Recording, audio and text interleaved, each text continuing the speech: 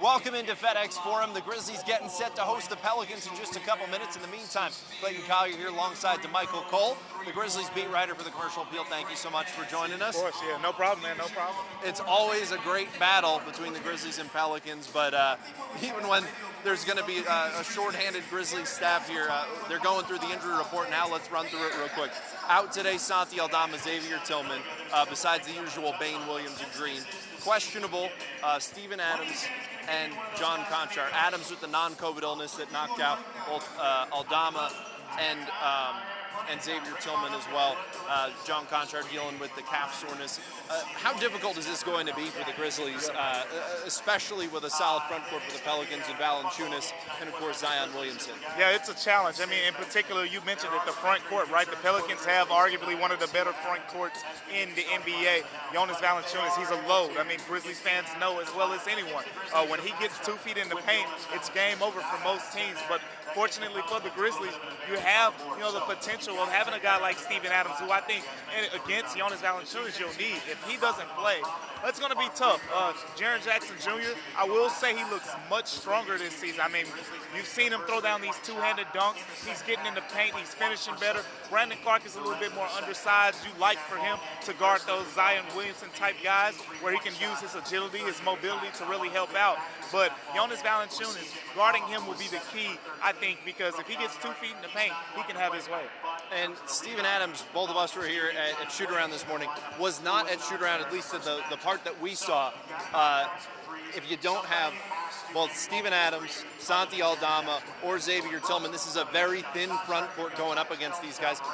The Grizzlies won the rebounding battle just a couple weeks ago back in New Orleans, but they didn't have Zion Williamson to compete against in that game. How difficult will this be with a full-strength front court for the Pelicans, depending on if you have Adams or not? Yeah, it's a bigger challenge because now in that first game, Pelicans went smaller. When you get Zion Williamson back, you get not only this big, aggressive, 6'6", 260, 70-pound guy, but he also has one of the best second jumps in the NBA. His second jump is basically when he misses a shot. He can get back up and get it. I think Brandon Clark is a good, complementary player where he thinks of someone who can do the same thing. But Zion Williamson is a load, and he is tough. I think it's good. This is one of those matchups where you're fortunate that the Grizzlies play, those bigger lineups where they have Jaren Jackson Jr. at the 4.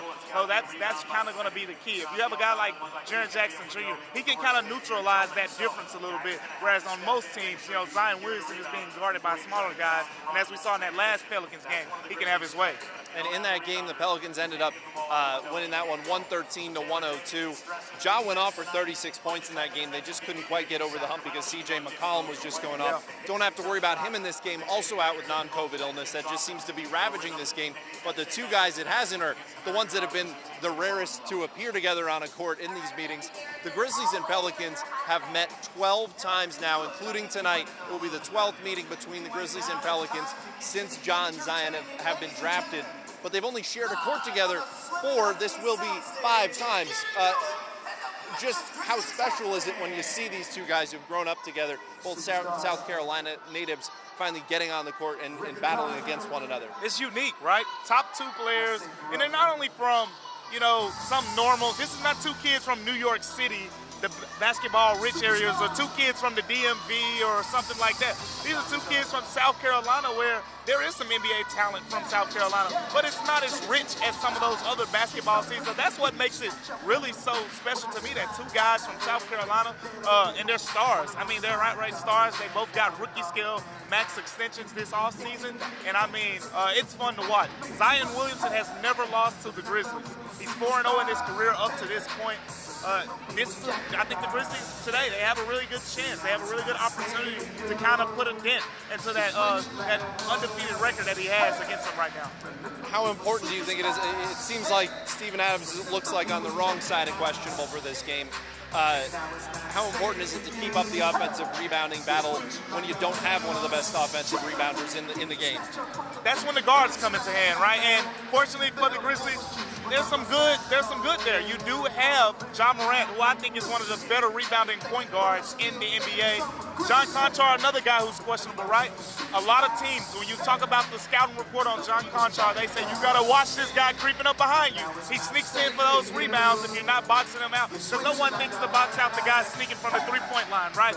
John Conchar sneaks in, gets a lot of those offensive rebounds. He's a big part of the Grizzlies' offensive rebounding today if, those guys don't play. When you have a guy like Ja Morant who led the league with points in the paint as a guard, for an opposing defense, typically you're thin on bigs, maybe you space it out a little bit, let them take the three. How much different of a dynamic is it to try to defend this team when you have a guy like Ja, even when your stable of bigs are probably not going to be available? Yeah, it's tough to defend the Grizzlies. I mean, when you have Ja and Desmond Bane, that's when it's really tough, when you have the complementary roles and playing styles. But when Ja puts so much pressure on the paint, sometimes it's nothing you can do because he's just going to rise up over you. He uses that little push shot floater, which is a big part of his inside game. We talk about Steven Adams. We keep going back to this guy because he's so important, right? Steven Adams and Ja Morant, the pick and roll, they have this little thing. When he sets a screen for Ja Morant, he screens the big man as well while Ja Morant puts the guard on his back. That creates a lot of easy layups as well. So that's kind of like a game within the game IQ type thing that they do together. So there are ways that the Grizzlies say, hey, you're going to pack the paint against us? Well, we're going to counter by doing these little hits and bolts to kind of navigate, and still get their points in the paint. Because at the end of the day, Taylor Jenkins talks about this a lot. He knows teams want to stop Ja Morant from scoring in the paint. Just because they want to stop him does not mean he wants Ja Morant settling for 10 3-pointers. He wants Ja Morant still getting into the paint and still being aggressive. He's Damichael Cole. I'm Clayton Collier. Grizzlies tipping off at 7 o'clock. Thanks for watching.